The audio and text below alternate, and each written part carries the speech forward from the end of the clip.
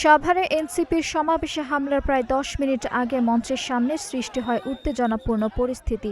দলটির দুই নেতার মধ্যে হঠাৎ বাকবিতণ্ডা শুরু হলে উপস্থিত নেতাকর্মীদের মধ্যে চাঞ্চল্য দেখা দেয়। এ সময় সার্জিস ও নাহিদ ইসলাম সহ নেতাকর্মীরা দ্রুত হস্তক্ষেপ করে পরিস্থিতি নিয়ন্ত্রণে আনেন। তবে অল্প সময় পরেই সমাবেশে হামলার ঘটনা ঘটে, যা নিয়ে শুরু হয়েছে নানা প্রশ্ন ও আলোচনা।